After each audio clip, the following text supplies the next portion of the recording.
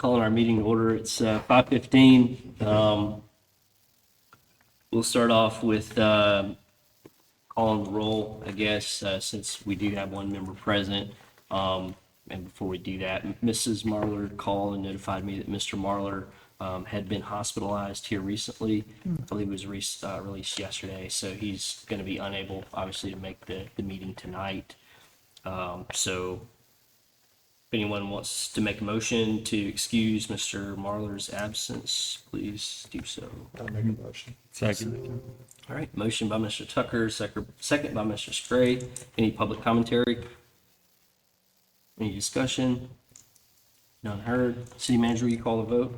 Mr. Tucker? Yes. Mr. Spray? Yes. Mr. Switzer? Yes. Chairman Langford? Yes, motion passes. His absence is excused. So moving on to item number 2, additions, deletions, or modifications to the agenda. So any of you have any? I would like two things. First would be motion to move items 4 and 5 after 6 and 7. I'd prefer to continue our discussion before moving on to tabled items that will open up other lengthy discussions. Okay, is there any discussion regarding that? No discussion. There's a motion by Mr. Scray to move items 4 and 5 it would become the new 6 and 7, and 6 and 7 would move up to 4 and 5 respectively. Is there a second? I'll second. Okay, so motion by Mr. Scray, second by Mr. Tucker. City manager, will you call the vote? Mr. Spray? Yes. Mr. Tucker? Yes. Mr. Switzer? Yes. Chairman Langford? Yes. And then, Go ahead. sorry. The other item would be, I would like to add, after approval of the minutes, to discuss the final clerk language for the ballot question. It came up at the last city commission meeting, and I think we should discuss that and set some final ballot language and also talk about if we're going to set forth any other additional questions, because that's something that was asked of the committee by the commission. So, Would you consider adding to your motion a discussion regarding deliverables to the commission and associated with somewhat of a time frame? sure.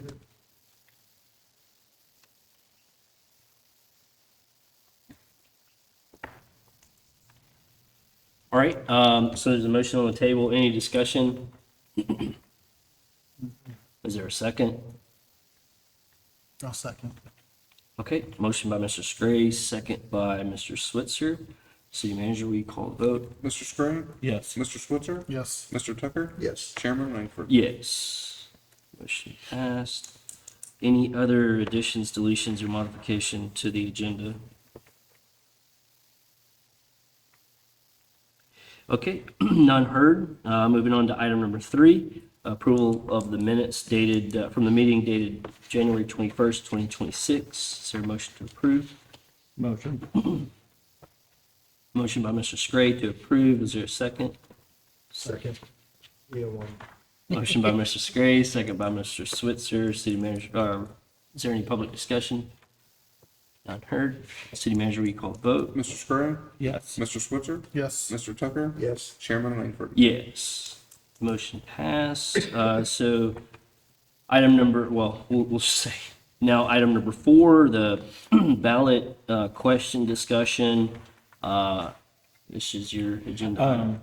Yeah, so I attended the last commission meeting, and there was, excuse me, there was lengthy discussion amongst the commission regarding timing of a special election for the clerk ballot language. They talked about potentially doing on the Super Tuesday, even though Lynn doesn't already have an election.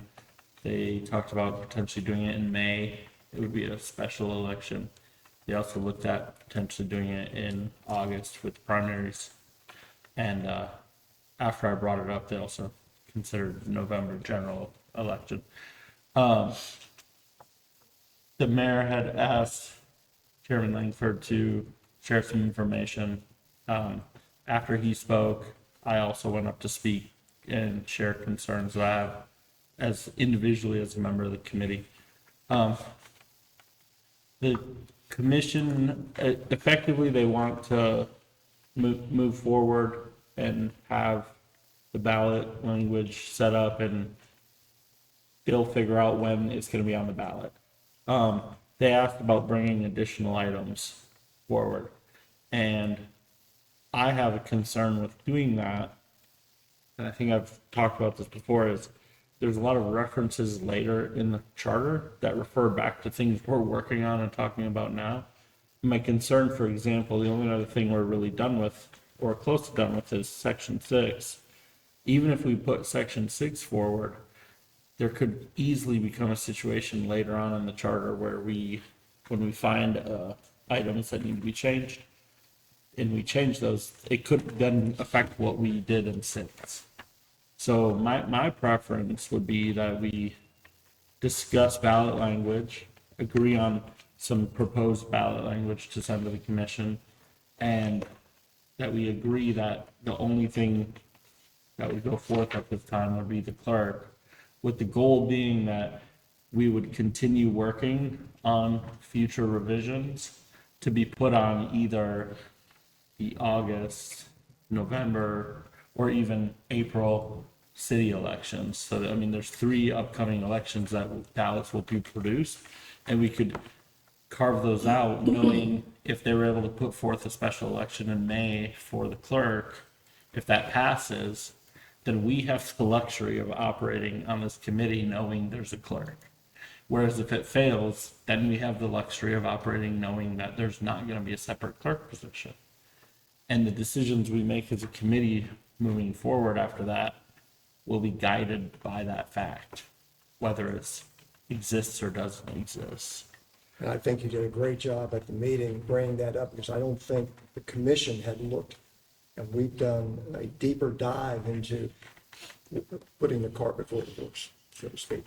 Right. I mean, effectively, we jumped ahead to whatever section or chapter number the clerk will now be to get that task and complete it, in order to then go back to this beginning and start over. But, you know, I've spent a lot of hours, I'm sure you guys have too, reading through the charter and stuff, and there's a lot of spots where we could easily make minor but important changes based on if there's a clerk, separate clerk or not. So, yeah. Mr. Switzer, do you have any thoughts regarding? So just briefly or in summary, you're just saying that we should get the language just for the clerk spot and submit that to the commissioners, let them haggle over, you know, wording and all that, and then they can make the decision. On when to What are put it on the what are the ballot. dates again that we have to, kind of like to add this onto the voters? Essentially May, August primaries, and then the November midterm general election. The May one would be a special election just for Lynn Haven, right? And then the August ones, we would piggyback on primaries, and the November one, we could piggyback on the general, of course. There are some cost savings with piggybacking the primary or general elections. I don't know that they're tremendous, but there are some. Yeah, and that those cost savings would, I mean, if we delayed from May to August, that would effectively June, July, and all of August. That's 3 months worth of our meetings where we can continue working. We just have to work knowing maybe this gets approved by the voters, maybe it doesn't. I mean, I personally believe there's a high probability that it'll pass. So I'm going to go forth with that understanding that I believe the probability of it passing outweighs it failing. But, you know, we can easily make changes and then something happens and it's like, wow, we got to go back and make all these changes. What I wouldn't want is for things to pass on the ballot that are contingent upon a clerk, and for some reason the clerk fails. Yeah, And then it's like, okay, then what do you do? From a legal standpoint, that's null then, right? it'd be nice to know in 3 months if we have a clerk or not. Right. So I think the discussion or the question rather of how many changes we push to the commission when requested, I think it really hinges on the timing, right? And that was kind of what I was trying to explain. I wasn't prepared. He just asked me to get on speak, but I had no problem doing it. But you know, like I said, I don't feel like we need to rush to failure, right? So if we have some time here to organically rewrite like what we're doing without any rush or anything, I believe if the commission asks us for deliverables, we should deliver what we're done within reason, right? And the point that I would bring up, the clerk reference versus chapter 6. Once we're done with chapter 6 is pretty much not referenced anywhere else in the charter, right? So once we essentially slap the table on chapter 6, we're pretty much done with it.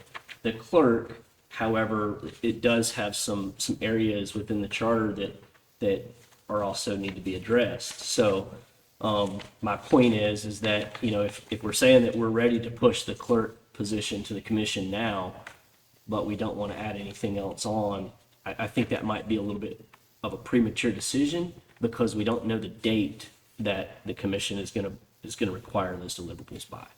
So, for example, if we had to deliver something to the commission tomorrow night, I absolutely think that just the clerk and the clerk only would be it, right?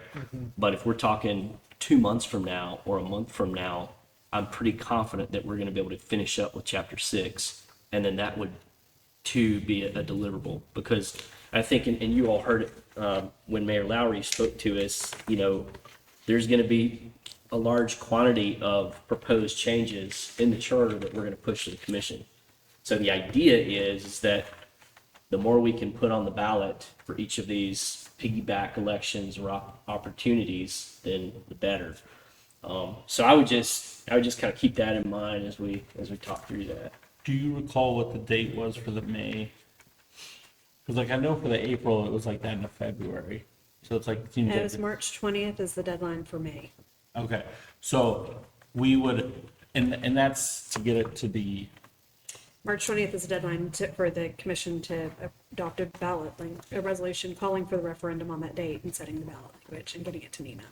For the Okay. election falling on, May.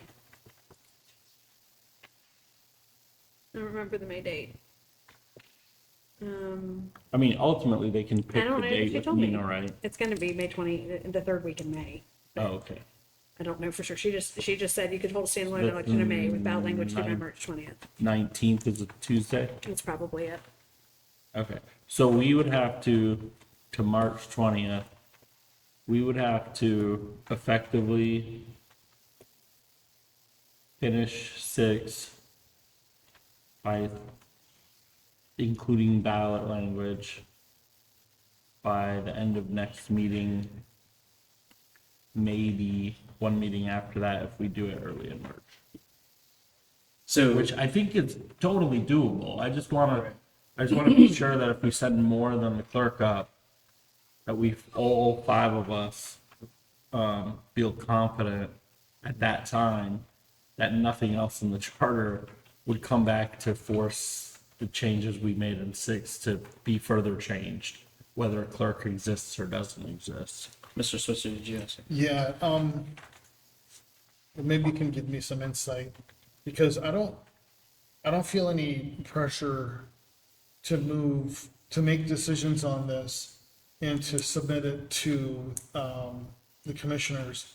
There was kind of last week that was a little different, where the mayor came in and was like, you know, let's do this now, or whatever, you know, I didn't feel pressure from that either. It's just like, he kind of wants things to move. So how what is the normal process? Do the commissioners say, hey, send us what you're ready for, or when we're ready, do we send it to them? How does the I information think there is flow? a normal process. Well, so I think probably in my small brain, probably what needs to happen is the commission as a body directs this committee to have deliverables available to them no later than X date, right? And then we as a committee determine what is finalized to a point within the charter that we feel comfortable providing to the commission. But that's just kind of the way I see it. My question though is on that date, is there any left or right wiggle room with that? And here's why I'm asking this is because there's one thing that we may miss here is that once we push this to the commission, they're going to have to discuss this, and some of these changes are pretty substantive in nature, right?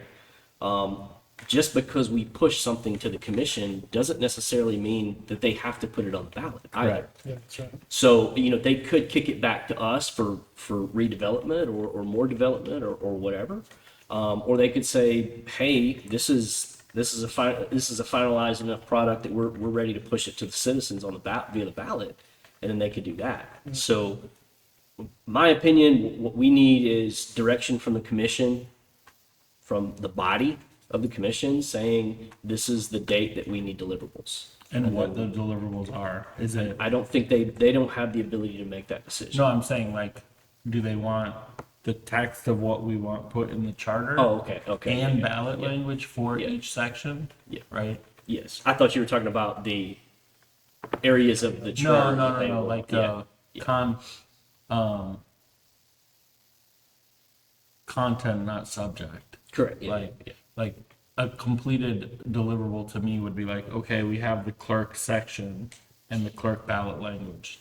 Is that Yeah, that's satisfies that deliverable?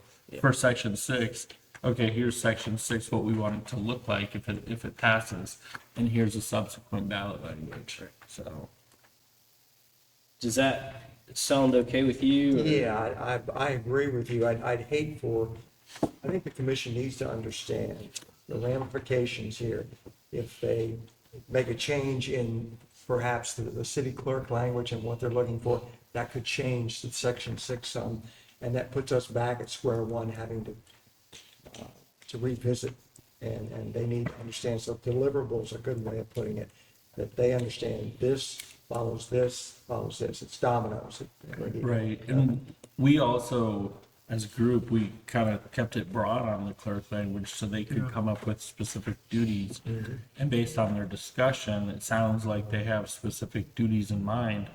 I mean, as a citizen, I would stand at the podium and say, don't put those specific duties in the charter because then you're stuck with those. Yep.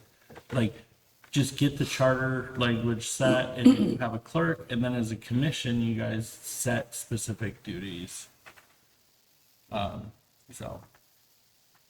So I feel like based on what the clerk or what the commission wanted done with the clerk and other ballot items, I would like to, when is the next commission meeting? Next Tuesday Tuesday. the 10th. Okay. So I would like to propose that, whether it's through the chairman or through the city staff, relate to the commissioners, that I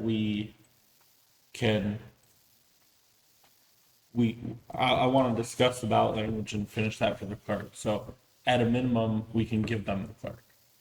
We have items tonight to go through 6. If we get really good progress on it or finish 6, we could also relay that, say, we have the clerk, we have section 6, and we can deliver that by whatever date they need to. It would have to be obviously after February 18th because that's our next meeting. Is that amenable to you Yeah, I guys? think it is. I mean, I think I would request through the city manager that there be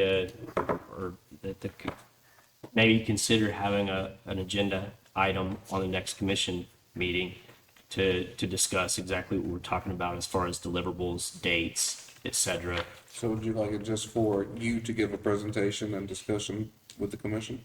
I can give a presentation on where we're at as far as a review is concerned. But the ask would be that the body provides us direction as to what items that they need from us and when they need them. And then once we, once we have that date, then, we can obviously provide that data to them based on what we as a committee feel like is kind of ready for showtime, so to speak. I'm just curious, other than the city commissioner, I know that's been a big one. What are some of the other things are there other asks from the commission that that's kind of like their top priorities that we're already aware of? So the reason we're sitting here today is because of the city clerk, Yeah. right? So that was our number one objective to solve, right? And then, if you remember, we voted to do a comprehensive evaluation of the entire chart, right? So I think, I don't want to speak for them, but, I would assume that is their ask, Yeah. right? Is for a decision on that first. Right. The rest of the stuff is just whatever we feel needs to be changed. Okay. Yeah, I feel the same way having stood there or sat there and listened to them that it was kind of like, well, if we have more stuff ready, they don't want to spend 20 grand on an election for just the clerk. If we have other items, other questions, if we can have 2 or 3 questions, they'll feel better about spending that money to do a special election for it.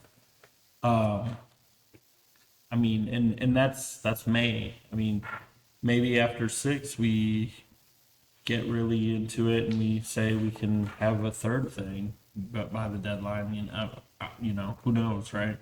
We got to get there to start processing before we can figure that out. But Yeah. I feel like we could solve. I mean, I think everybody has the proposed 4 different options for proposed ballot language for the clerk. I think we can probably pick one of these now. I And went have long that and settled. short. And then it was my own drafting, and then I let the computer do it. So And the max is 75, right? the max is 75. The ballot title is going to be 10 questions, but I think they're 10 words, sorry. But I think that will be fairly straightforward and non-controversial. Shall the city establish the office of city clerk?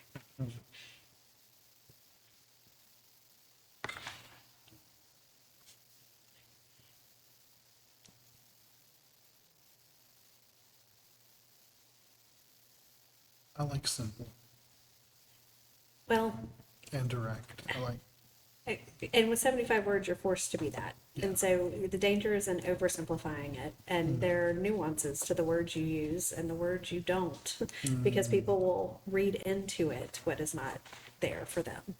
So it can be tricky. It's a tricky exercise. And I like to get input from the affected parties. But I have never had ballot language that was accepted as is. Politicians usually feel strongly about don't say this, do say this, find a way to say this. Yeah, I feel like if we go with the shorter ones, they're gonna be like, well, we need to add stuff. And if we go with the long ones, they're gonna say, wow, that's a lot of words. We need to remove some. So my vote or preference would be the 74 word AI generated one, primarily because of in the very last few, it says these duties independently in accordance with state law, city policies, and direction from the city commission. That portion of the statement there is what I think as a voter is going to be important, knowing that they're independent. I mean, we could easily modify one of the other ones to include that, but I would be like, why modify it when it's already written, I like where it says of course, the direction, other duties, where you've only got 74 words, so you couldn't put other duties. But I do like that. My question is, listening to the mayor, he's said it now 3 times that I've listened to, where he talks about a city clerk / treasurer. If we go with something like this, and the commission says, well, we want city clerk treasurer, when they're writing the position description, can they not put those activities in there? So when they, it doesn't need to be in the charter, in my opinion. It can be, it doesn't need to be. Generally, you can designate the position of who is a city treasurer by resolution. You can do it by ordinance, but you can also change it particularly if the duties of the city clerk, are not going to be finance-based, and you want to make your finance director your city treasurer. They can appoint anyone to be the city treasurer. They don't need to be locked in the charter unless they want to lock themselves in. And that's, Mr. Scray is absolutely right. If we write too much and it locks them in, you don't want to put a position description in your city charter. Yeah, I think, I mean, if this commission today, 2026, they want the city clerk to also be the treasurer, that's fine. Maybe in 2040, the city's growing and that's no longer feasible. The commission can easily change that without us having to, Right. as a community, have another charter review and another charter vote. I mean, it's just, to me, that's not as, the clerk existing, yes or no, that's huge, that needs to be charter, but the clerk doing a specific duty like treasurer, I mean, that's almost flavor of the day at that point. Yeah. I don't know why, but I prefer hired over appointed for some reason. Is there I a don't know how little to- difference between those words? In my mind, given recent events, yes, because the city manager has the ability to hire, to hire and fire all city employees. Right. But with the city commission wanting to appoint and use their advice and consent to appoint, I think to me, there has to be a difference in terms of what power is absolute, and they want absolute power to hire. So they hire a clerk, they hire a city manager, they hire a city attorney.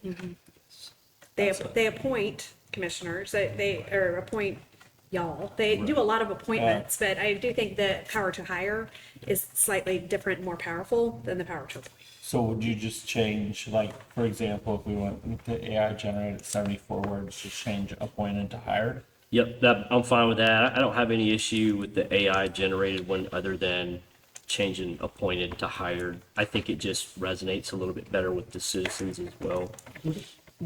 What about this part in the second paragraph? Because we like that part where it says reporting directly to the commission. And I don't like see that as well. I don't see that in this AI generated. I think that might maybe. Was duties independently in accordance with state law, city policies, and direction from the city commission. To me, who they report to falls under that. I like what you're saying, Mr. Switzer, like, 'Cause that's what it's we- painfully evident in that one. Yeah, because that's kind of what they wanted. It's Right. like if they wanted that very clear, Yeah. or how we could sneak that in where you'd be happy and. Well, what would, I'll start I don't know typing. what you were saying. Serve as a city official.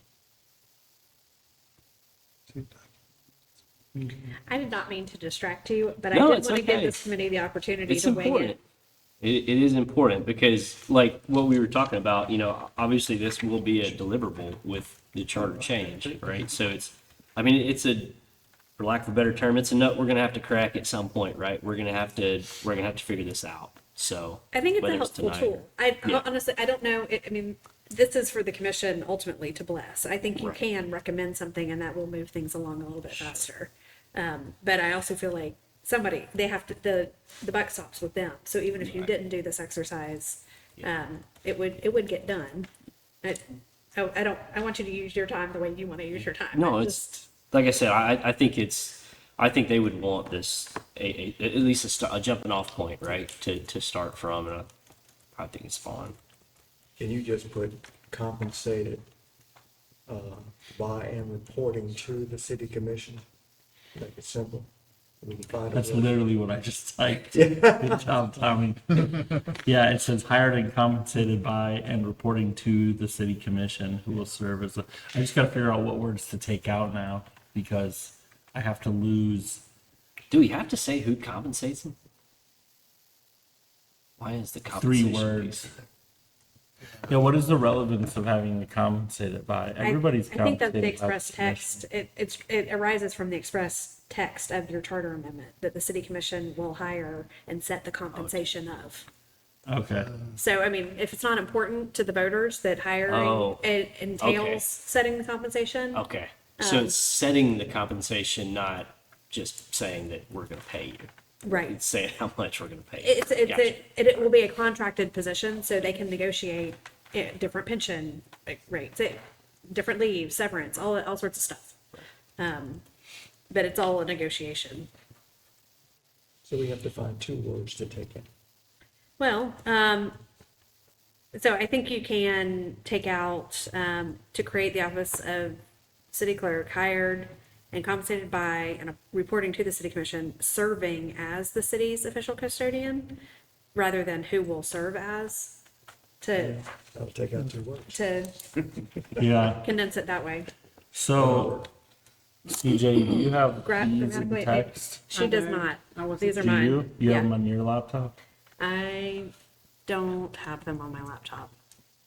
And I don't have them saved on my computer. Sorry, guys. Okay. I have I think this he's got it cool typed up. thing called AirDrop. Oh, you got it tapped over me. We're gonna have to just mesh all 3 of y'all's hard drives together. And his is Apple, we get 2 Microsoft.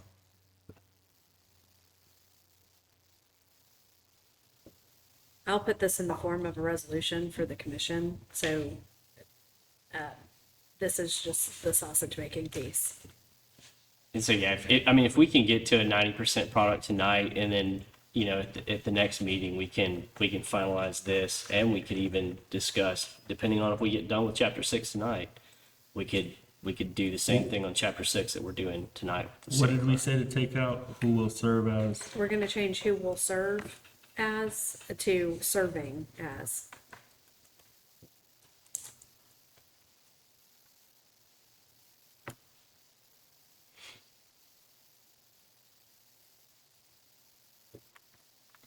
Good old wordcounter.net. It's getting 75 words. Sam. You're good. Okay, I'm good with that. So I will, the final version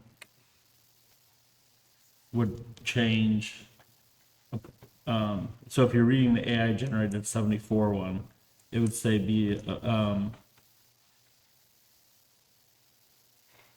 where is it? Appointed, No, hired and compensated. hired and compensated by and reporting to the city commission. And then serving as the city's official custodian and record keeper. And so that all is 75. Do we have to read it? I guess we have to make a motion if we want to vote on that language. Yeah, so I think probably the most appropriate way, if you want to draft that up and provide it at the next meeting, and then we'll just vote on it Okay, there. so it'll be in the it'll be in the notes that I send out at the end, that I usually do every meeting. I've got it. Do you want it, I plan to put it in the form of a resolution, so it's ready to go as a full deliverable to them. Okay. Yeah, So that and the yeah, only blank they'd have to fill in is the date of the election at that point. that's fine. I mean, if we have the Yeah. ability to vote on that, then yeah, we'll do that. And basically, it'll be a finalized document from us that they can start from. Yeah, they want to butcher it up. And then based on whatever we do, like I said, if we're able to finish chapter 6 tonight, perhaps we have something like this for chapter 6 that we can do the same thing for next meeting. I can do that. And then I think that'll put us on schedule for the first meeting in March. Our first meeting in March, we'd be able to finalize that and chapter 6 to provide to them as well. What In is your addition to class. first meeting in March? I don't think we've We haven't actually set 'em yet. Yeah, said we it said yet, that. but Because if they want to adopt by March 20th, and this is a note for y'all as much as anybody, if they don't make action, so when y'all meet, if y'all meet March 5th, the agenda will have already closed. So I don't know March if you, 4th. if you put a placeholder on the agenda for whatever they decide here. But if the commission doesn't act on the 10th or doesn't finally act, we'll have to do a special meeting between then and the 20th to get the final, Of March. When do the Sad. agendas close? because they'll only have that one meeting. The Wednesday prior to the meeting. They close Wednesday. So Like the if we agenda for continue, next week has already gone out to the right? commission. So if we continue doing every other week, You'll be a day behind. based off of our current schedule, we'll be in the off weeks of the commission meetings. So our meeting would be would effectively be on the 4th, and then the agenda would close also on the 4th. The agenda's already done though. Oh, you do You it? meet tonight, we've already sent them the agenda. Oh, okay. So we could potentially meet on the 3rd, which is Tuesday in March. Finish that up, and then he'll be able to close Yeah. the agenda. There's a planning board meeting on the 3rd. Yeah. That's part of why we picked Wednesdays.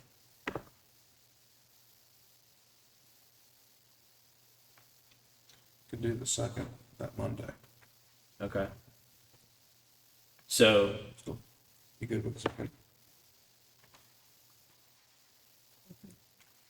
we're gonna tentatively plan for then the first meeting in March would be the 2nd of March at 5:15. Or do we need to discuss that on agenda number 9? I mean, we can confirm it down there and find out. we'll do that.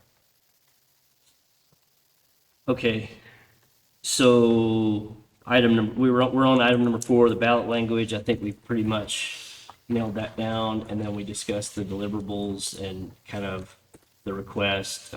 So the request from us then city manager would be to put an item on the agenda for the next meeting.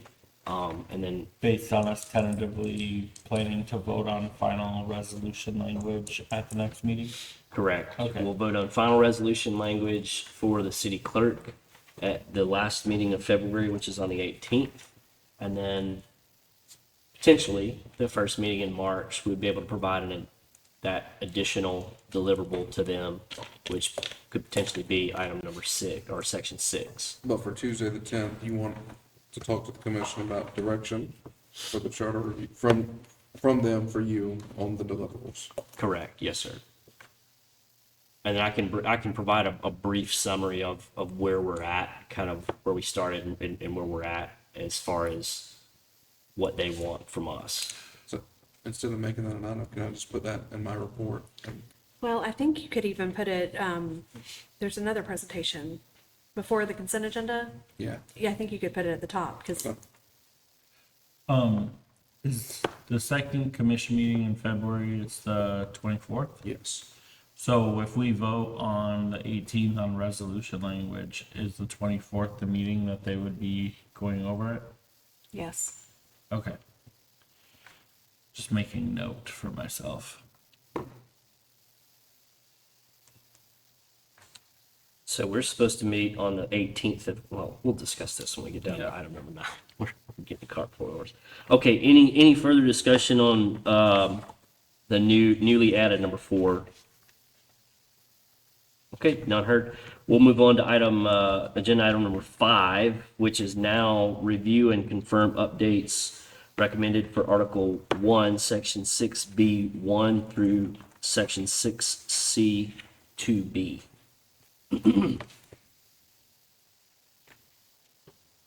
So we left off with like one thing, right? Review and confirm updates.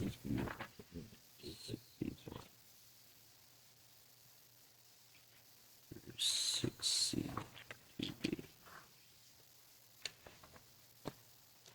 I have a question. Yeah. On 6B1, sub B, the ballot language shall clearly state the purpose, duration, and maximum annual amount of the proposed assessment. I just want to confirm, amount is deliberate and not rate. 6B1 what? Sub B, 6B1, sub B. Should clearly state purpose, duration, and maximum annual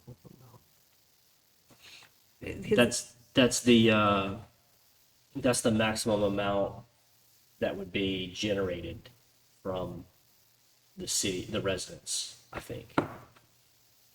Yeah, I'm gonna go back and look at my notes, because we got a whole list. Okay. 61, Maximum annual amount. B1B. The ballot Yeah, language? so the way, in most assessments, there is a rate. Your legislation sets a maximum rate of assessment. well, I'm bringing up 61 because I know it's not where we're at, but in 61, we ended up saying that the city shall provide a minimum the following information within each referendum, and we gave a list of 7 things. So I think you just identified a potential conflict there 6C13. between the two.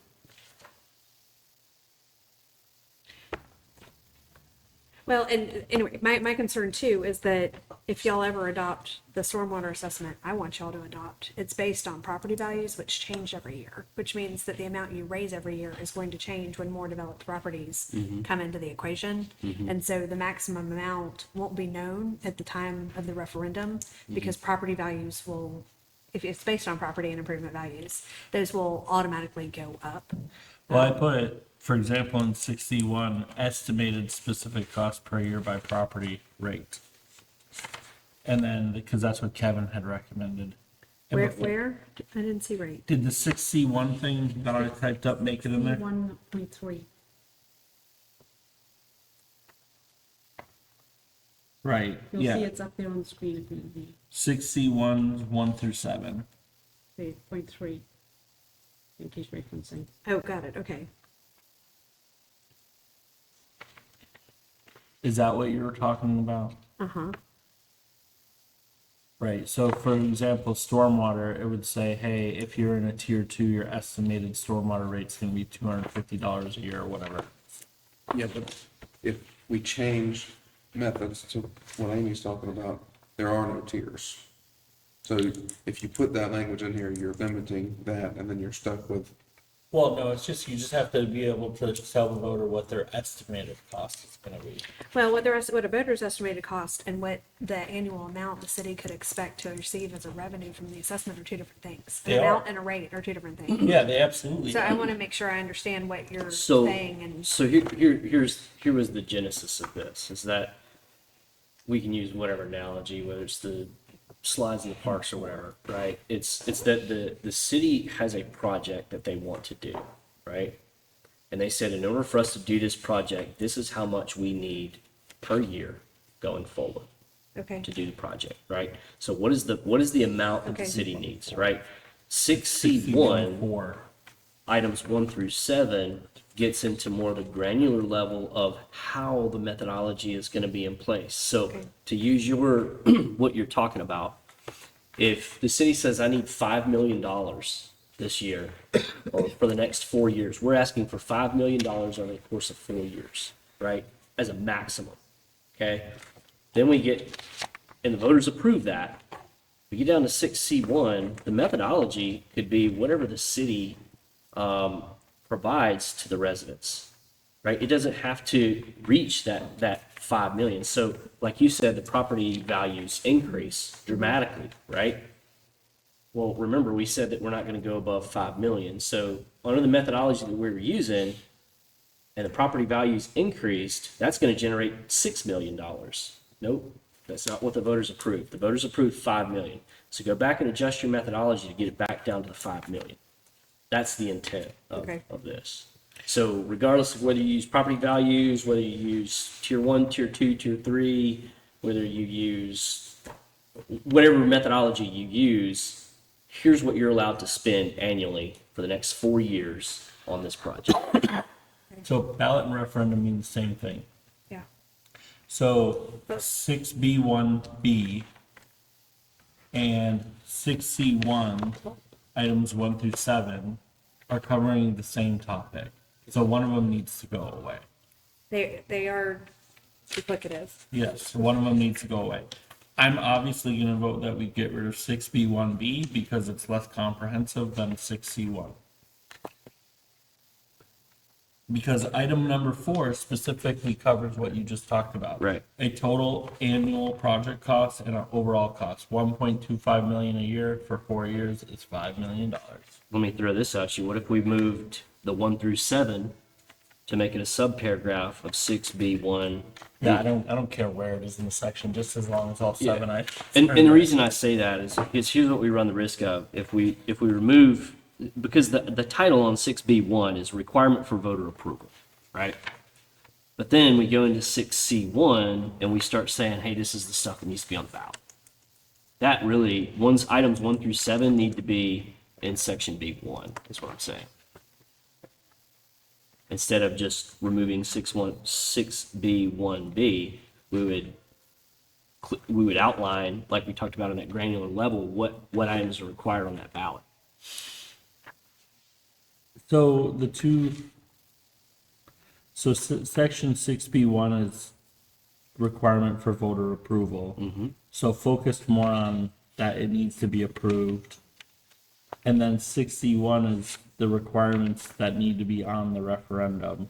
So do we need to, they don't need to be in 2 sections. Can we just combine them into 1 section? Yeah. So all of 6C1 could be moved to 6B1. Well, I don't know that all of 6C1 could, because your sub A, B, and C regarding the use of the funds assumes after it's been approved at referendum. Whereas your elements of the referendum, to me, they're 2 different steps in the process. A, B, and C are like it's If it is approved, then here are the strings se- attached. a separate It's kind of the Title. execution. Yeah, I Yes. think they could stay in C1 and we yeah, just yeah, need yeah, to and change just the title. retitle it. Yeah. Okay. So basically, the city shall provide that whole list of 1 through 7 would go into to replace 6B1B. Replace it or undo it? Replace it because it says the same thing Or you effectively. could say in 6B1B, the ballot language shall clearly state the following. And then you list item 1 through 7 below that.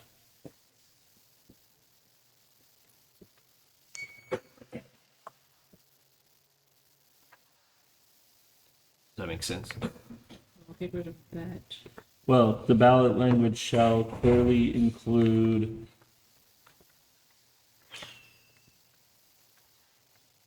the following items and then Yeah. define start date. Yeah. end date. Okay. And then you have them listed 1 through out. 7. Yeah. I think by listing them out 1 through 7, it's less of a eye chart. It's pretty easy to Yeah. follow what needs to be on there. So then I'll remove the city shall provide a minimum of the following information. That sentence gone. Right. So That carried through from C. can you read the sentence? City shall provide. The ballot language shall clearly state, and then. So, Okay, yeah, good. so get rid of the city shall provide at a minimum. Well, not the whole thing, just the words that are before following.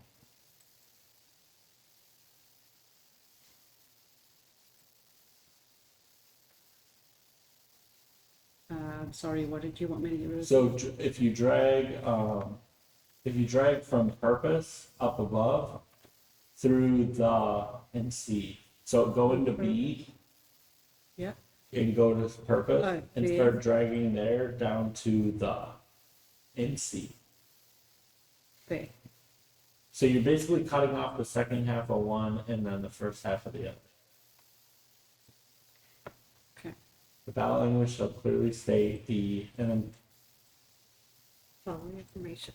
the following. To get rid of city shall provide at a minimum the. Oh, got it. There you go.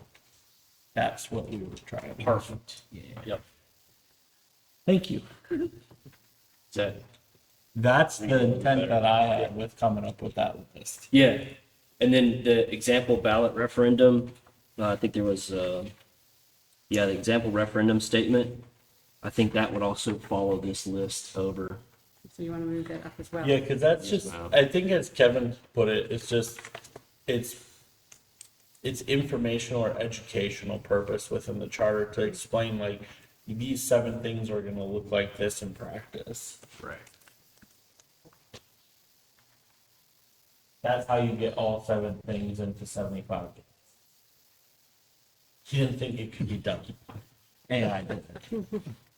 So then that leaves us with section 6C1 with A, B, and C left over, and we discussed changing the title of that to maybe kind of focusing more on this is the execution of the funds should it be approved. So do we have any suggestions on what that title of 6C1 would I'm be? gonna read these through again. Okay.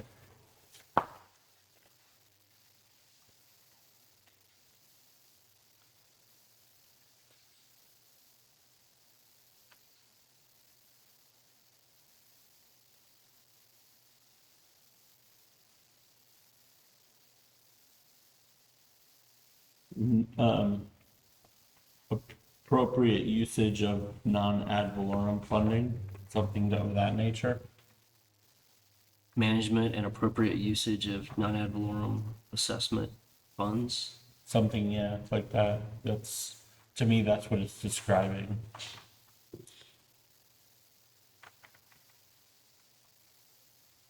So Miss CJ, we're gonna read that section 6C1 up there. You rename it? Yes, ma'am. We're gonna rename it to say, and I'm just gonna throw some stuff out. Usage of non-ad Yeah. valorem. Management and What if you say usage proper? of non-ad valorem assessment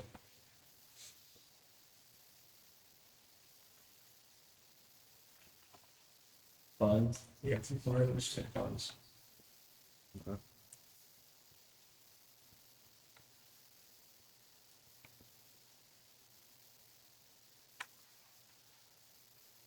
What you think, Amy?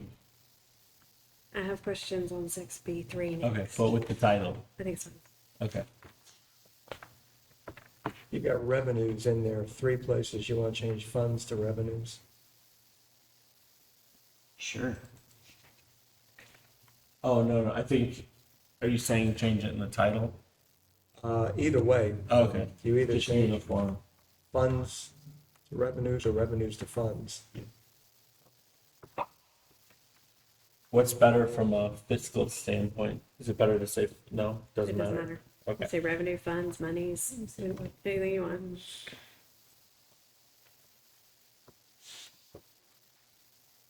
$1. Is everybody good with that new title for 61?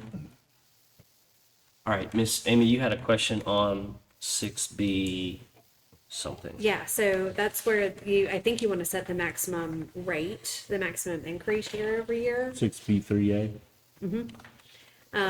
And so the maximum percentage increase permitted for ad valorem, I'm not sure it's exactly, I mean, I'm not certain the intent here. Do you want it to be the maximum permitted for ad valorem, or do you want it to be the index? Because So- those won't necessarily be the same. We want it, when we talked about this, we didn't want the annual increase to exceed the index. So like, for example, they use the index for the fire ones, right? Right, so the average annual, the language, in which I can give to CJ, is the average annual growth rate in Florida personal income over the previous 5 years as determined from the Bureau of Economic Analysis affiliated with the U.S. Department of Commerce. And it comes out as a percentage, right? Mm-hmm. And so if that percentage is, 7.42% is what it was last then year. that's the maximum it could increase for that 1 year. But it So can't long as exceed it that. exceed annual- your, that annual whatever cap. your, Yep. right. Yeah, and now next year, if it's 2%, then next year it can only go up 2%.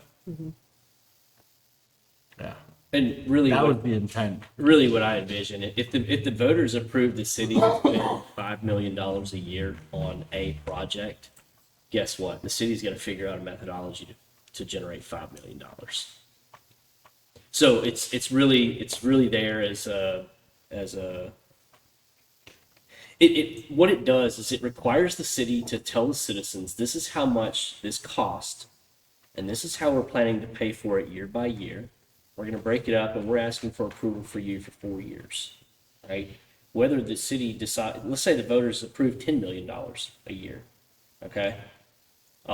Based on that methodology, and this is the estimated cost. And based on that methodology, it only generates 9 million. That's completely fine. But the next year, it can only increase by 7.42, like what you just explained. So that's kind of the guidelines that we're talking about discussing. So I'll take out that insert index note that was in there Shall not exceed, and put in what you put there. if you can read my writing, can you read my writing? We'll give it a go. So do you just want me to add that at the end? I don't think you can have both, but I think they need to see all the words so that they can. Shall not can- exceed, and from there, put in The- what you've put. That's correct. Okay. While she's typing that, In Laura, so from a real world standpoint, income. stormwater is the only assessment that we have in place right now. And nuisance If- assessment. You if have a it was- nuisance assessment, don't you? Well, for the code enforcement? Yeah, Yeah. So if stormwater was subject to this and you needed to get it on the ballot, do we have enough information that you could fulfill the 7 items and plan ahead for these increases following that index? so, I mean, not really, no, because we use the non-ad valorem to fund a department. We don't use it to fund a project. Right. So, But I would think you would know how much your The department. U.S. Department of so sure, we know what it costs, like we talked about last meeting, to run Economic. the stormwater department. Economic Analysis, Like, we affiliated. know Affiliated. personnel, piping, the the US, consumables, the Department of fuel, Commerce. yes, we know that. But again, there's no Really? project being completed. So again, that's the purpose of these guardrails and guidelines, is that we're not funding departments with a non-ad valorem Right. assessment. We're gonna fund So- projects. So to directly answer it, the current one as it stands would not fit into this, so you'd have to find a different way to fund what you're funding now with it. I think what y'all are gonna find that you're opening the door to is, in the future, you're gonna have the guardrails here to have a non-ad valorem. So then, the city's gonna go find a way to fund the stormwater department, whether that's a bill, cut to the general fund, raise property taxes to cover it, however. And then they're gonna go and add a non-ad valorem fee and say, all right, we need to collect $10 million to do these 3 projects. So then you're gonna have this you're paying for every year, and now we're gonna add a non-ad valorem. You're not gonna save any money by putting language in here. Well, I don't think I don't look at it as a saving money. I think it's more of that the assessments are for singular purpose. That, for example, we've used the sidewalk example. You're not gonna have in perpetuity, non-ad valorem assessment for sidewalks. Now, you can reintroduce multiple non-ad valorem assessments for sidewalks on an as-needed basis. So, hey, we're gonna do sidewalks on this section of town, we're gonna do non-ad valorem for it. It's gonna last 5 years. When it's done, it's done. Now, this section of town needs sidewalks, we're gonna do it for there. I think with the way we fund stormwater capital projects is primarily grant funded, correct? I mean, currently. Yeah, I mean, that's the goal, right? The goal is to use money that isn't So- coming directly out of. You should not have your goal to fund your capital improvement projects on grants. No, you because shouldn't. You'll never You accomplish. shouldn't, but that's what we're doing right now. So realistically, at some point, if this all went through, we would have to shift the stormwater personnel costs back to another method. And then, right, the commission could say, hey, we need, like you said, $10 million for the next 3 years to do these capital projects that we have not gotten grants for. And then it goes on a ballot and it either passes or it doesn't. And if it doesn't, then we see why stormwater in the Haven's bad. I do feel like there's a fundamental difference between non-ad valorem assessments that fund an essential government service, a non-ad valorem assessments that fund a specific neighborhood or specific project. And I do think there is potentially a collision between this referendum requirement as it applies to that provision of essential government services, particularly when there is a penalty or a limit on the amount of ad valorem taxes you can levy and still provide all of those essential government services, because that non-ad valorem is, even if not well liked, is a tool to supplement and still be able to provide those municipal services when you can't increase your property taxes. Or Yeah. there's not a political appetite to do so, or you've reached the limit of the law and you don't have the majority vote you need to do that. Yes, so this is a major shift. Yeah. In mentality of what this non-ad valorem assessment is to be used for. What we're proposing here is that the non-ad valorem assessment not be used to fund departments. It be used to fund projects. So, And that's why all of these guardrails and stuff are there. So Right, which I'm not, just to be clear, I support guardrails. I'm still not 100% sold that there never can be a scenario in which we don't fund labor for city personnel. Because I work in government contracts. And so I look at it as a lens of my entire subcontract is primarily funding labor. And the peripherals, the other direct costs are a smaller portion. So, for example, if we wanted to non-ad valorem sewer to build a sewer plant, yeah, and obviously there's a provision in there where we can pay a construction company. But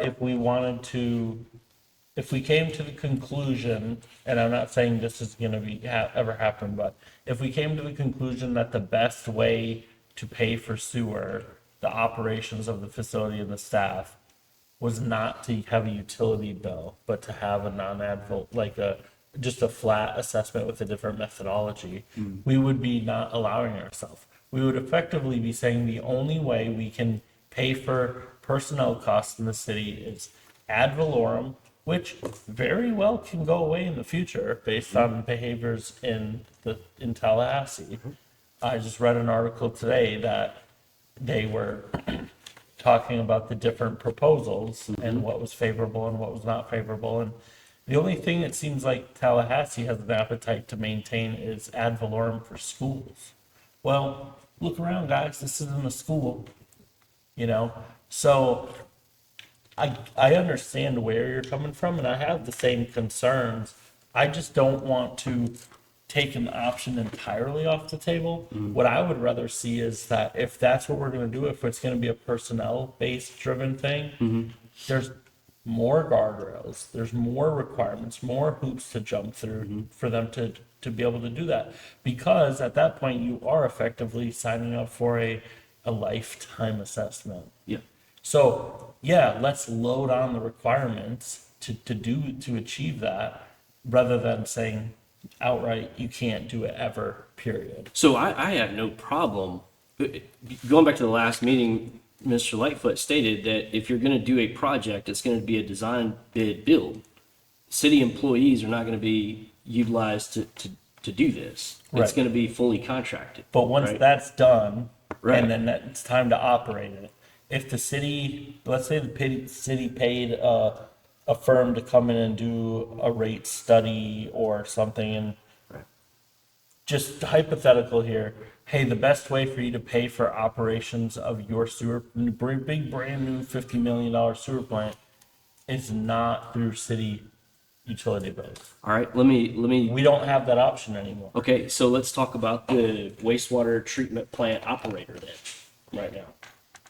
There's no assessment. We don't have a non-ad valorem assessment to pay a wastewater treatment plant operator, Correct. but we needed one. So the city had to go and contract that out to bring someone in because we had that vacancy, right? So they figured out a way to find money within that enterprise fund to operate the water treatment facility without saying, oh, let's create a non-ad valorem assessment, we need to pay this guy. But what I'm saying is that's because we have sewage via utility bill. Maybe sewage is a bad example. Okay, different example. The city of Lynn Haven citizens decide that they want to have the best parks in all the land. Okay. But we don't want to pay for it with ad valorem. Okay. How can we pay for it? If the citizens made a push to their own government to say, hey, we want to have this massive amphitheater out at Kinsall, and we want a special non-ad valorem assessment that assesses in this certain methodology, we're eliminating the possibility of them doing that. No, you do that. To pay for all of the people that would run the entertainment and the parks and stuff. No, exactly. I don't want to get rid of the option. I just want to make it Okay. really damn hard to achieve. All right. So, well, I'll bring up a more realistic example for you. The splash pads. Let's say that the residents of Lynn Haven wanted splash pads built in Lynn Haven. City says, okay, if you guys want this, you can have a non-ad valorem assessment. Here's how much it's going to cost us to build all these splash pads, right? And the citizens say, yep, we want to build the splash pad, right? What this is doing is this is driving another decision to the city is to, we can't just build something and not figure out how we're going to facilitate it, right? Which is exactly what happened with the splash pads in Lynn Haven. They were built, but then we didn't think about how much it was going to cost per year to man or to facilitate that splash pad with lifeguards or whatever, right? And then it became a cost that the city they didn't want that burden, right? So my position is that this is used to build the project, your amphitheater that you wanted, that you mentioned, right? Absolutely. You can have a non-ad valorem assessment to build the amphitheater. You can have a non-ad valorem assessment to build a brand new water sewer treatment plant. But guess what? If it requires 15 additional bodies on the city's payroll to manage and run that, then what is your plan to do that? You're not using money for now in perpetuity to manage that. Treat it like a fire assessment. That's what we're trying, that's what I'm talking about. But I This think- is not to fund departments. This is to fund projects. And I'm saying, I don't want to get rid of the option entirely. I just want to make it really challenging and hard and transparent, a lot of oversight, right? Because for example, if we get rid of if the state says, hey, there's no more property tax. Right now today, if the ad valorem went away and it was only allowed per schools, how is the city going to pay for Lynn Haven Police Department? No, we're not. Police and fire are gonna be protected, but if it went away, the 40 to 50% of our budget is police and fire.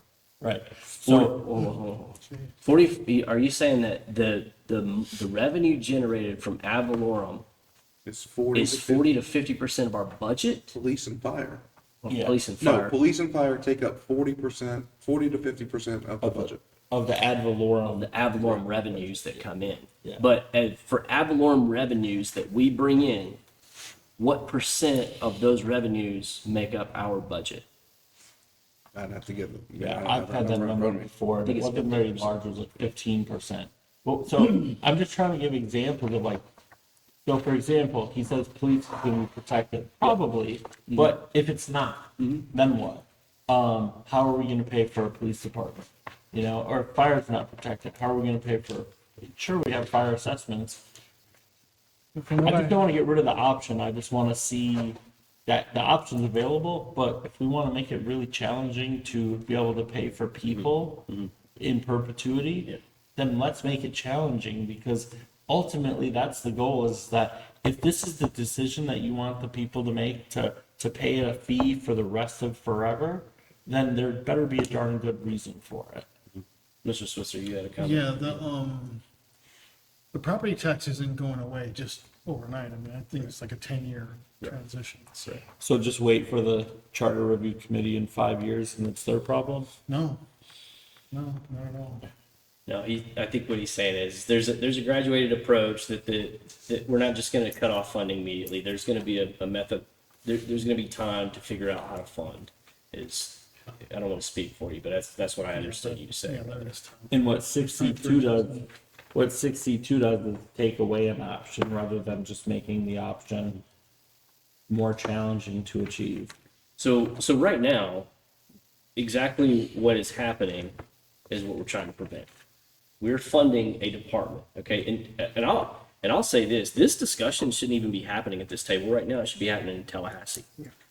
The state has failed to provide the residents of the state of Florida with guidelines associated with special assessments. All right, and here's where I'm going with this: is that you have restrictions and you have guidelines on fire assessment, but you don't have any sort of restrictions on increases or anything on special assessments. Okay, so if what we're doing is if we say let's remove if we're saying let's remove ad valorem taxes, then we could do that right now, and let's just have a special assessment to fund the general fund and be done with it from now on, right? So the discussion of removing property taxes in the state of Florida can't occur until you address non-ad valorem assessments. Because if not, that's just what's going to happen. That's an easy kill. If I was a city manager, that's what I would do. I'd say, okay, you want to remove that funding? Well, I'm just going to slap, what were we getting, $10 million a year or $15 million a year out of ad valorem taxes? Let's have a non-ad valorem assessment now of $15 million, and we'll just, now we can use that money however we want to use it, because there's no restrictions on it. Will it surprise you if that's what happens? Will you be genuinely surprised? No, that's why I'm advocating for these restrictions.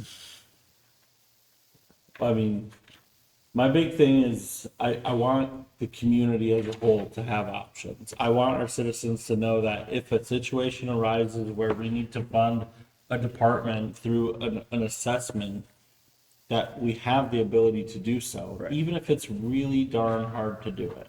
Had you told me in 2021, or the city manager told me in 2021, Mr. Langford, we're creating this non-ad valorem assessment to fund the stormwater department from now on, okay? And the money that is brought into the stormwater department, we'll be able to rely on grants to fix our flooding problem. I would have said, no, that's insufficient. That is not okay. Would you have supported that in 2021 if it had been presented to you that way? I don't know, because I have hindsight 2020 now, so I Right. have a biased view of what I would have done back then. And I'm saying this is where we were, or this is where we came from, and this is where we are now. I mean, because to this me- wasn't in place. To me, if I see a referendum that covers all of the 7 things, and it's for funding, number 5, specific statement on usage of funds, this will fund the entire Parks and Rec department, then I know I'm informed. I'm an informed voter and I can vote accordingly. But You know. however, you've got, Cory was talking, you've got, this is how much it's gonna cost per year. Say 5 million, it's gonna cost 5 years, whatever, 1 million a year, just using it as a hypothetical.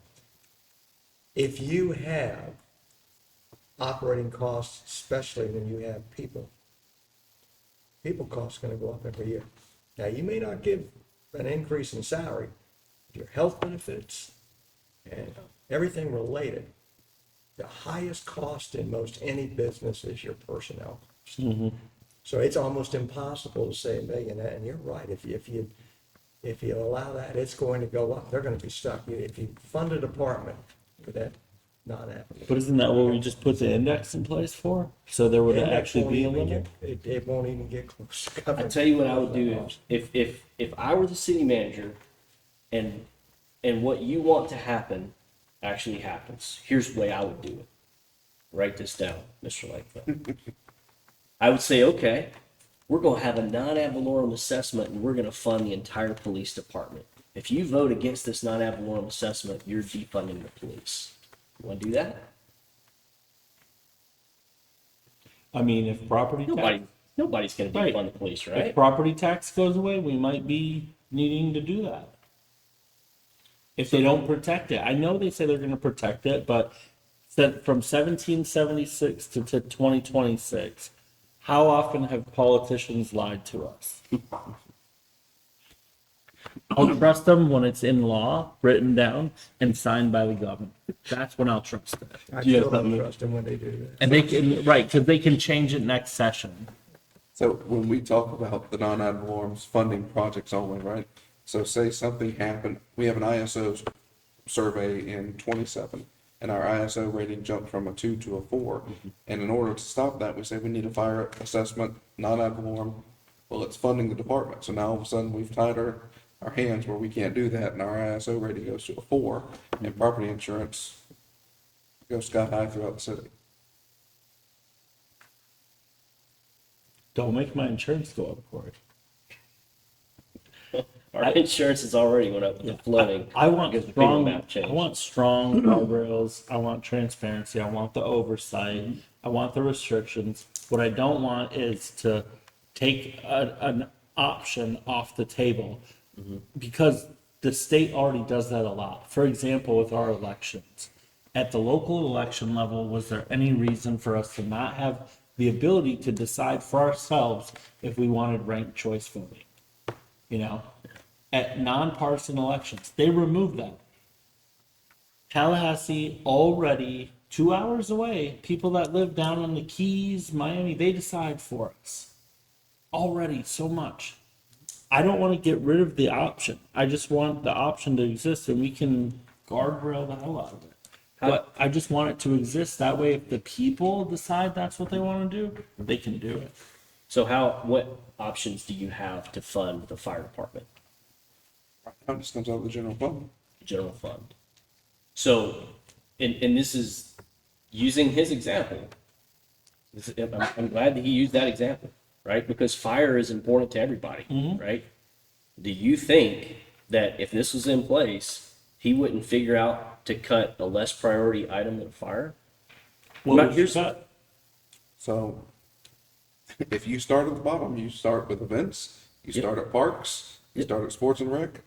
You can't go without water, you can't go without sewer, you can't go without police, you can't go without fire. You Right. lose your amenities, your quality of life. right, essential services. And here's where I'm going with this: is that the non-ad valorem assessment is not the immediate button that we push to fund departments. And I don't want it to be the immediate button. I want It it to is. be really hard to do it. And But I right just now don't want it it's- to not be an option at all.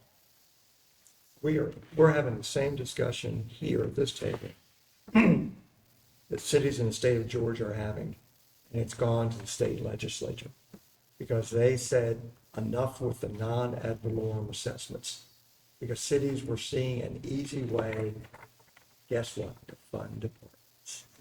And now the state legislature in Georgia is looking at completely getting rid of it. That's going to be tough. But Which they're is looking at it. which is a huge overreaction. Rather than overreact, let's not overreact. Let's do our due diligence to keep doing what we're doing on other non-ad valorem assessments and just work on language that makes the funding of personnel more challenging, have more oversight, more transparency, more homework. You could require a study or something to back up the data showing that, you know, this is how much it's going to cost. Just make the city work harder for it rather than saying you can't do it. Yes. Amy can talk about it much more educated than I can, just like Kevin did last meeting. But the non-ad valorem is probably the most tight or the most transparent way of collecting the money that you can get, because it comes in for stormwater, it has to be spent on stormwater. It comes in for fire assessment, it has to be spent on fire assessment. If we put it in the general fund and raise property taxes, we can shift it around, do whatever we want to with it. We can spend it on the best fireworks show that costs $750,000 you've ever seen. We can compete with Disney. We can put on the best concert in the park. It was, oh, we raised property taxes to increase stormwater. However, we diverted that money in the budget to something else. Right. So the non-ad valorem is very restrictive already per state statute. And if I'm getting that wrong, No, you're right. By its nature, as a non-ad valorem restriction assessment, it's restricted to the use for which it is assessed and levied. It cannot be transferred, shared, used for any other purpose. Yes, I mean, for example, prior to 2024, $600,000 a year from the water department, $500,000 from the sanitation department. We transferred to the stormwater department to help cover the expenses, right? So if we went back to billing stormwater and say that somehow miraculously stormwater recovered in New Haven, it was great. Okay, let's start transferring $500,000 to parks, and all of a sudden your stormwater starts slacking back off. As the non-ad valorem, it is restricted. We cannot do that. Right. No, it is restricted through that lens, right? And I agree, it is transparent, right? It's no different than telling you, hey, I'm about to rob you. That's me being transparent with you that I'm about to rob you. But right now, I can take all the money from you, not just a portion of it, right? So I'm transparent with the fact that I'm telling you it's going to happen, and I'm telling you that I'm going to be the one that's taking it. But right now, in the city of Lynn Haven, there's no limit to how much I can take each time that I come rob you. Okay? This is going to say, hey, I'm about to rob you, but I'm only going to take $10. I know you got $100 in your pocket. I can only take 10. And then next year when I come do it, I'm only going to be able to take 12. But you need 45% of the electors to agree that it's okay for you to rob. Correct. Right? Absolutely. And what I would like to see is, rather than getting rid of the personnel, let's just put a higher approval threshold on it. Okay, you want to fund a department on non-ad valorem? Okay, it's not 45%, it's 60% or whatever. Come up with a higher number. I'm fine More with that. work. I'm okay with more work. I can't be okay with is getting rid of options just for the sake of getting rid of them. I feel like it's the easy way out to just get rid of it. I think if you put something like you said at 60%, then the voters, property owners would understand that you have non-ad valorem for a project that is connected and also has personnel costs, Right. operating costs. And you need to understand that this is going to cost X dollars this year, X dollars next year, whatever. And 60% of you vote for that. But if you say 40, yeah, it's different. But No, still, I wouldn't be okay with the I 45 think for if you that. did something like that, that puts your guardrail in place. Because you've got ad valorem now, not ad valorem now for stormwater. If you wanted to have arts department, I don't know, whatever. It's not in the budget. And if you wanted to fund it, how would you fund it? You have to cut something from the general fund somewhere else to pay that difference. Or not ad valorem. And get rid of the animal shelter to pay for it. Because that's general fund, right? Yep. So you've got those two options. And still, you're going to have expenses related, as Corey's saying.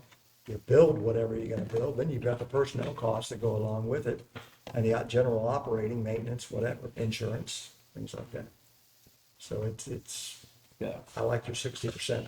Yeah, I just don't want to see options removed just to get rid of them. I'd rather see more stringent requirements to achieve it, you know? So, As long as the citizens have to vote 60% to refund it every 4 years, I would be willing to say, all right, we can fund departments with a non-ad valorem assessment as long as it's only good for 4 years and 60% of the citizens have to say, we're allowing this department to just be funded for the next 4 years. Nothing's gonna improve in the city. We're not gonna get anything new. We're not gonna get anything nicer. it's just 4 we're years paying of for- status quo. We're paying for 4 years of status quo. 4 years of guaranteed service for whatever that department does. Correct. Whether that's parks, entertainment, animal shelter, the gym, Whatever it is. doesn't matter. Yeah. So we would have to work on a whole section for that. But I would feel a lot better about not taking away the option by making it, more challenging to achieve. Is there any kind of legal pushback on supermajority votes or anything like that?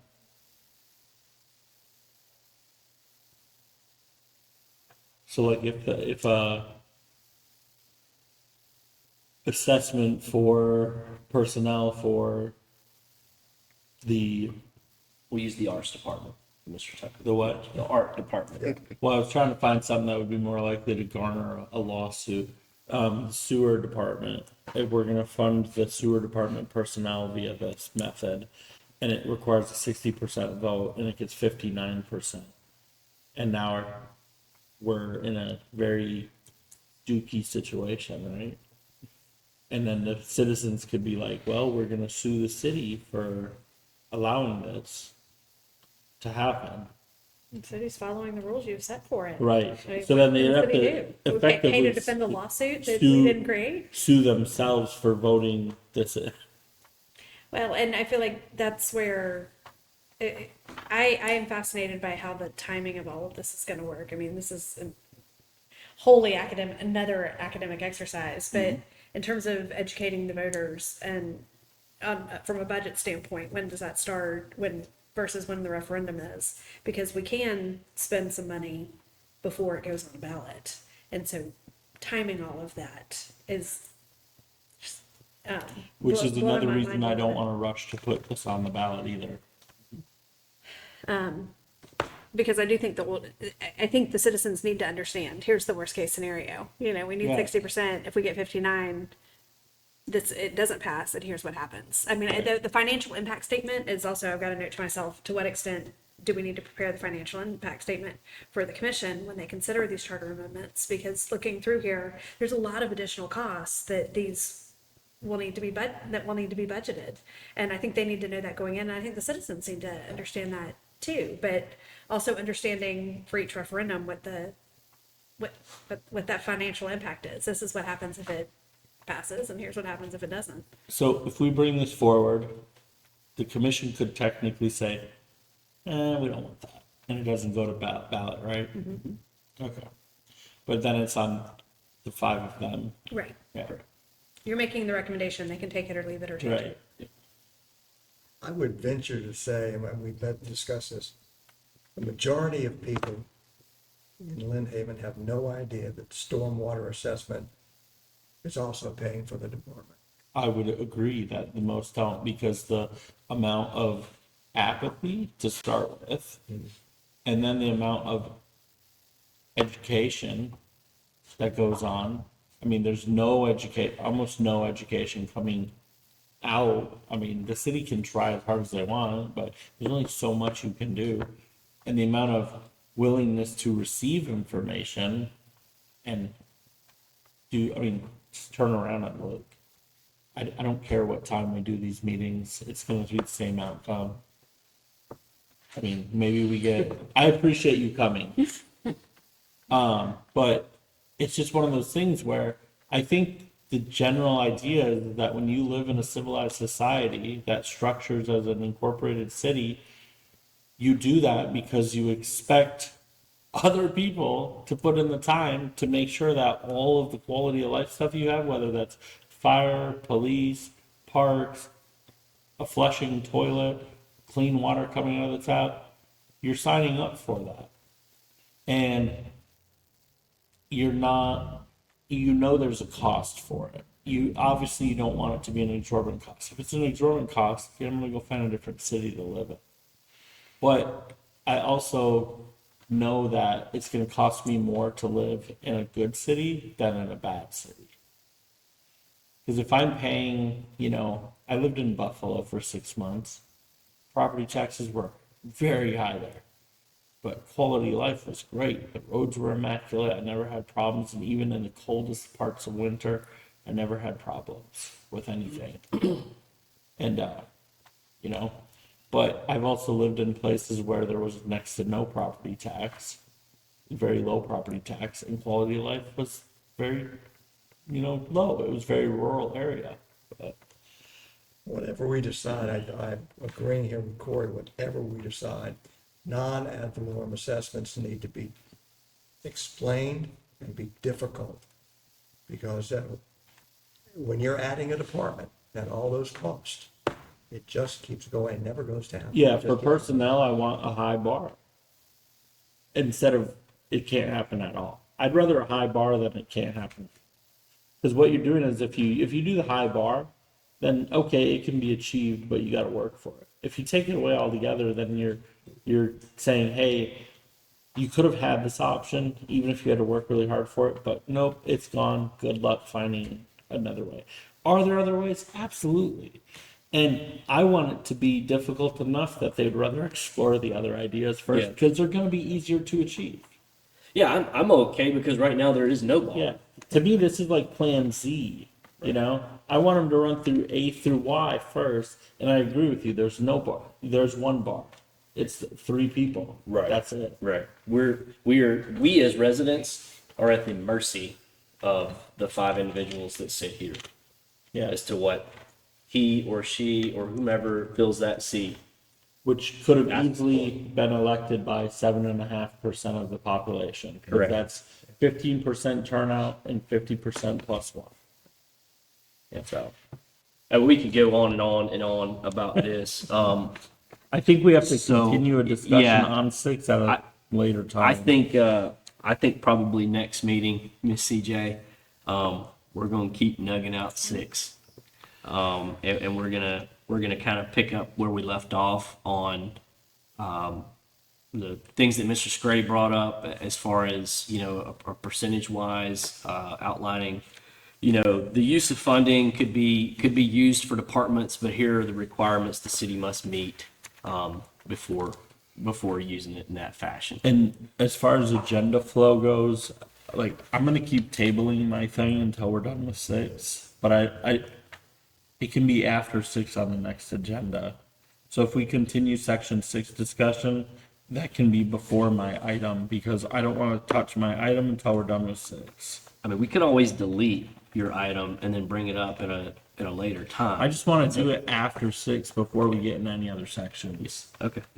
That's the one I'm here for, is citizens' rights. Okay. So I'll Which- be back. I mean, rather than tabling it, I'm okay pitching. We have 30 minutes till we hit the 2-hour mark. If we're gonna move on from 6, I'm okay even starting the discussion on my item, and then it gives us food for thought, and we can pick up, rejoin on it later.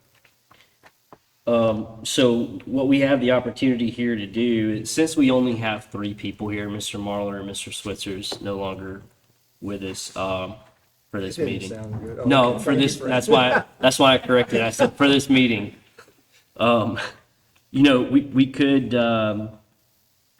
could, we could move past, the next one, which is continue the review of Article 1, Section 6.3, when we've already discussed that we got some more work to do in Section 6, and then, we could get to your item. Yeah, I'm It's up to okay with y'all that. if y'all want to do that. Because mostly what I'm just gonna be explaining my thought process and what I Yeah. want Yeah. us to work toward. There's no decision making tonight with what I have. Miss Amy, we're not speeding here by doing that, are we? No, you're fine. Okay, all right, so are we all in agreement that we're gonna move on to then, the citizens' rights, guarantee, discussion, since we've only got 3 members here, and So I think for formality purposes, I would just motion to vote, motion to table the continuance of section 6 until the next meeting. I'll second it. And then that way it's all right, there's a motion by Mr. Scray to, table. table, agenda item number 6, which is continue the review of Article 1 from Section 6C-3, and move on from Section 5.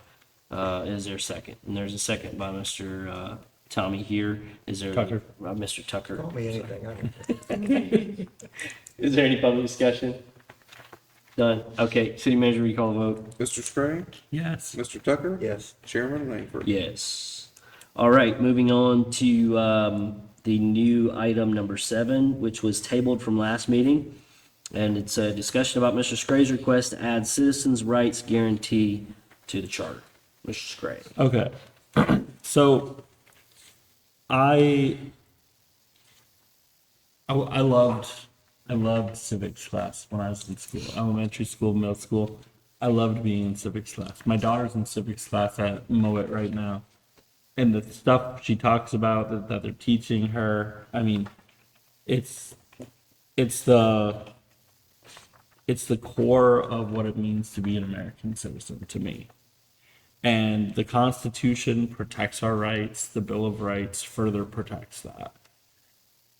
we have similar stuff at the state level. The charter is what I see as our constitution here in Lynn Haven. This is what protects our rights as citizens. That's why we're here doing this. We volunteered many evenings already to protect our rights. And so to me, it's imperative that we just continue that with a citizen's rights guarantee. I mean, we can call it a Bill of Rights. It doesn't matter what it's called. It matters what it does. And so I've proposed a citizen's rights guarantee that goes through numerous guarantees. I'm not going to obviously take the time to read it all right now. And I'll say this, that there's very little in here that I'm absolutely going to be stubborn on that about changes. I'm willing to change this in whatever way we think that would best serve the citizens of Lynn Haven. I think it's just important that these guarantees be covered and talked about. And so that way there's something to fall back on as a citizen where you can say, hey, I live in Lynn Haven, I'm guaranteed that right. Like, for example, I'll pull an example out. Guarantee 10, guarantee of essential public services. You'll see that the things I've listed, police protection and public safety, fire protection and emergency response, potable water supply and sewer service, solid waste collection and disposal, stormwater management and drainage, maintenance of public streets and associated infrastructure necessary for emergency access. To me, that's the core fundamentals.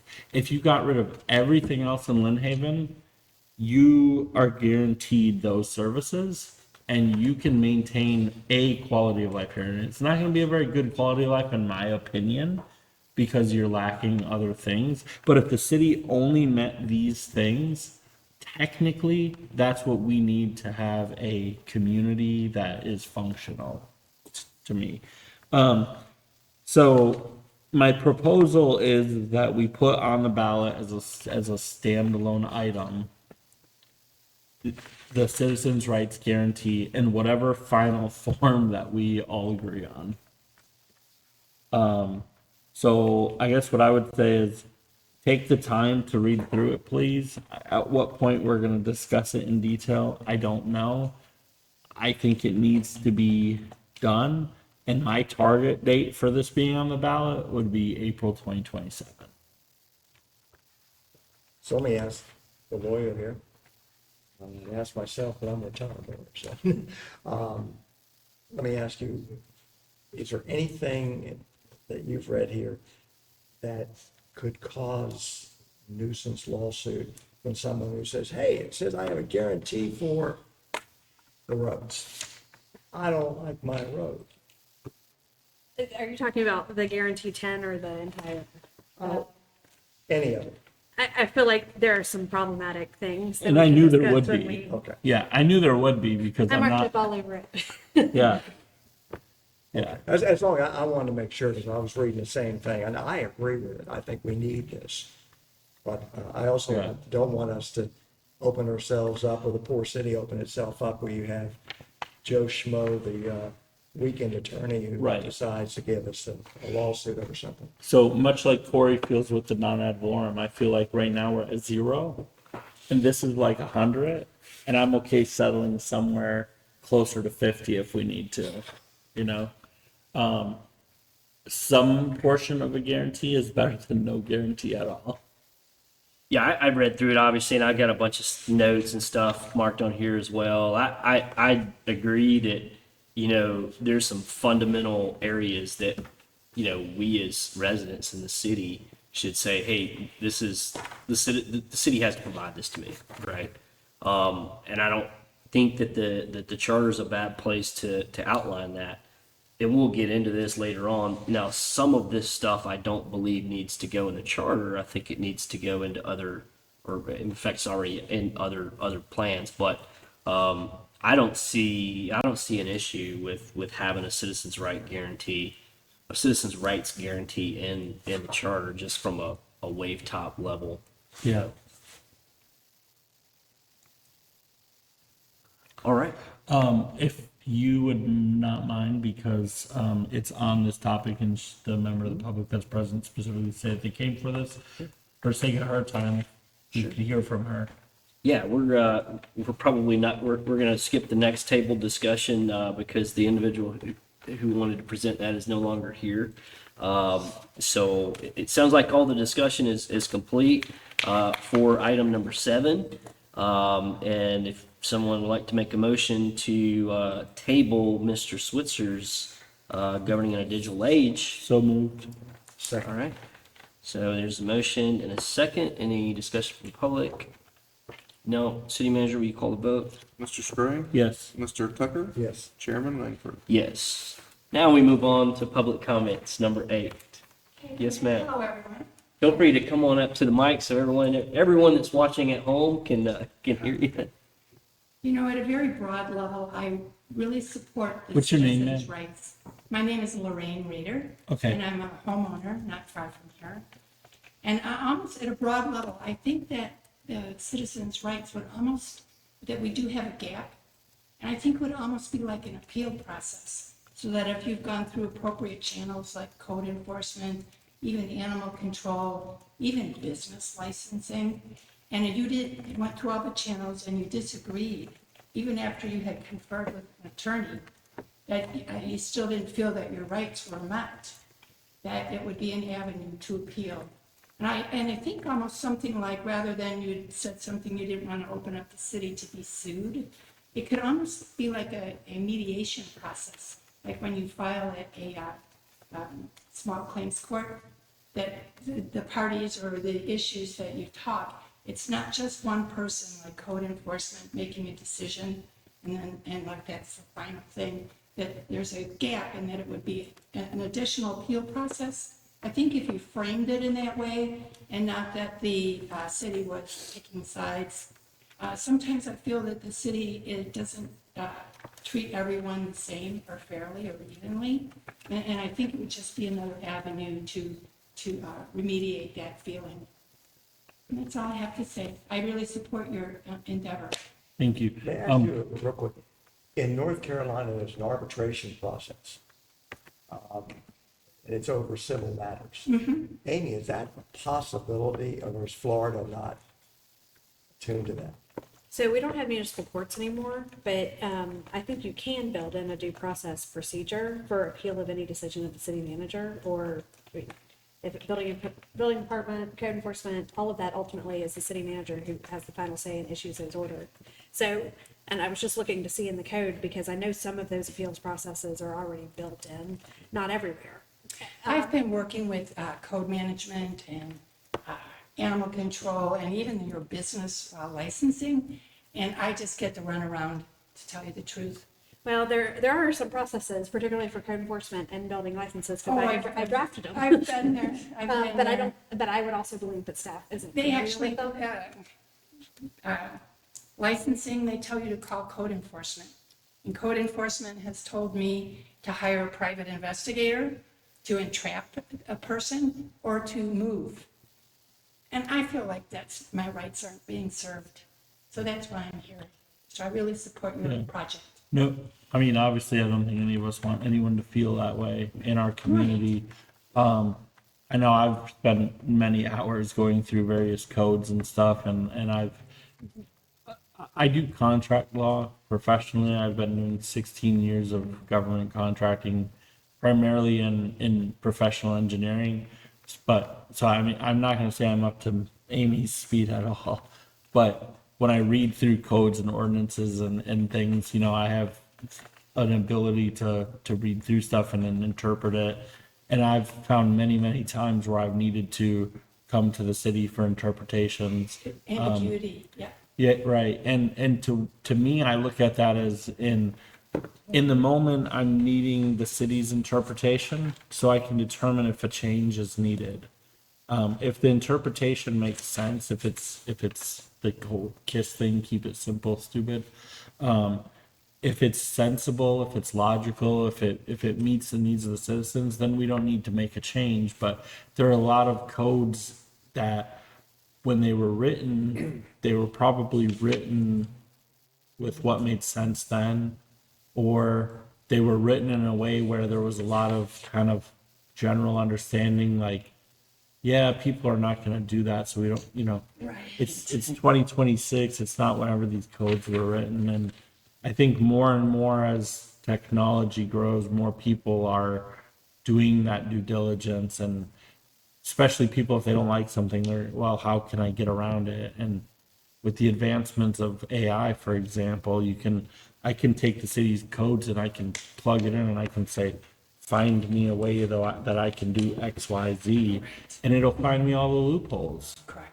And so, not to be like, not, it's not always about being nefarious, but sometimes it's about putting together codes and ordinances and policies that find that balance of, we need protections, but we also don't want so much so that you don't feel like you can live a free life here. Right. So I would ask that keep an eye on the agenda, and given what we have ahead of us, I can't imagine that the next meeting, I would love for you to come to the next meeting. But if you're coming solely for the purpose of the citizens' rights guaranteed discussion, I don't anticipate discussing it further at the next meeting, given what we have ahead of us with Section 6. Right. I actually come from a compliance background for a trade association, so I've found your information interesting. Thank you. So Thank you very so much for coming. Thank I you. appreciate it. All right, no further public comments. We'll move on to item number 9, which is the next meeting date. So right now it's set for February the 18th at 5:15. And unless anyone has any problems with that, I think we were going to lean forward a little bit further and talk about the first meeting in March. Was 0302? Yes. Yeah, I'm okay with the 18th, and then looking at March, I think it was brought up about potentially doing it on Monday, March 2nd. I don't have a conflict with that for me. I think with 2 members missing, we just need to coordinate and see if that's gonna Well, work for them. And I think too, the reason we were trying to lean forward on March 2nd is because we thought we might potentially get through 6 tonight and then have draft ballot language for the second meeting that it could potentially go on that next agenda item. My confidence level that we're going to be done with Section 6 next meeting is slim to none. So I don't necessarily see a need to adjust our meeting date based on that. So, I mean, if you guys are okay with it, we could stick to the Wednesday night meetings, which would be the 4th. If that works for everybody a little bit better. And then the next meeting on the 18th, we can confirm with Mr. Marler and Mr. Switzer if that's good, and then we can adjust as necessary. Yeah, and also see what we get through. I mean, Right. if that's the primary, if the primary purpose of the meeting is to assuming the clerk stuff's done and all that, if the primary purpose is to continue on 6, I mean, a good hour and a half discussion on 6, I think we could easily get through a good brunt of it. Yes, sir. If at all possible, could we move the 4th to the 11th? It is the 4th and 5th is the FBL symposium. Yep. But I'll be out of town now. Absolutely, we could, and I think we were originally on track for the 2nd and the 4th. Yeah, it's supposed to be week after the anyway. commission meetings and then Right, So which day are we, I think? the 11th, March 11th. 11th at 5:15 instead of the 4th. Tentatively shoot for that, and then everybody's still good with February the 18th. Then I'm assuming. Okay. All right, that's our last agenda item. We'll adjourn.